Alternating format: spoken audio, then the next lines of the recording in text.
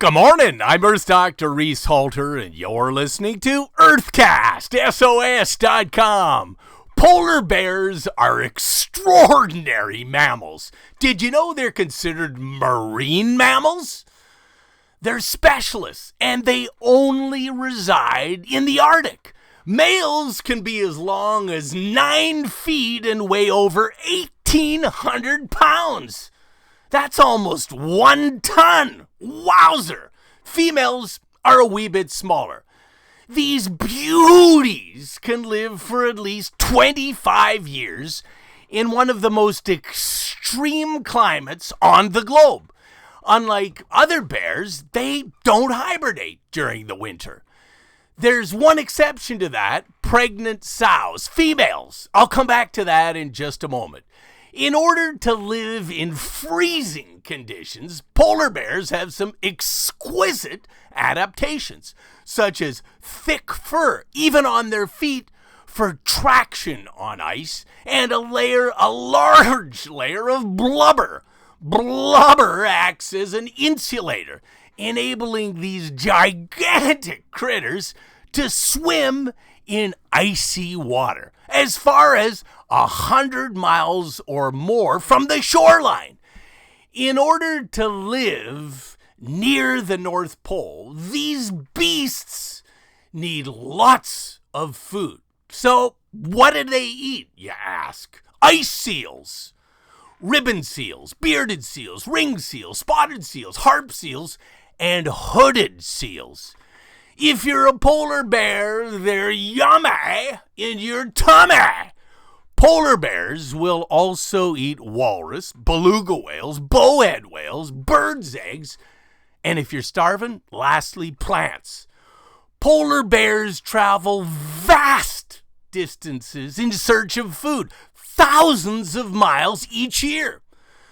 They wait at openings on the ice for seals to come up and grab a breath of air. It's the same for whales too, because both are marine mammals that need to breathe air.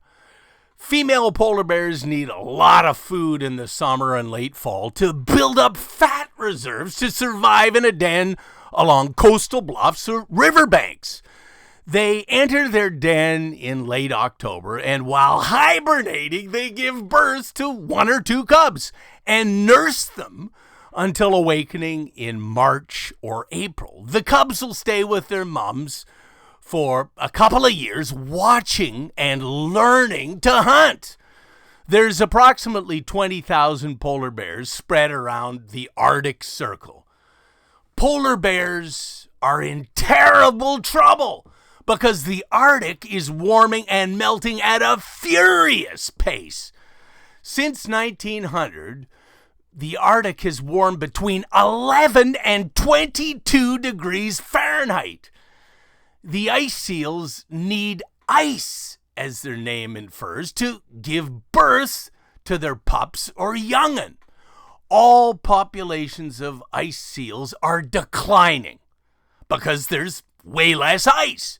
Also, the polar bears are full of shocking poisons, particularly PCBs and methyl mercury. The methyl mercury comes from burning coal. 71 million 10-wheeler dump trucks of coal each year. That's what we're burning. It's deadly for the polar bears, and by the way, for us too.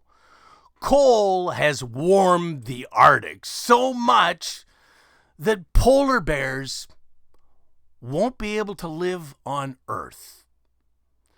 The PCBs were used as an electrical coolant in power stations, but they're so poisonous that they've leaked all over the planet.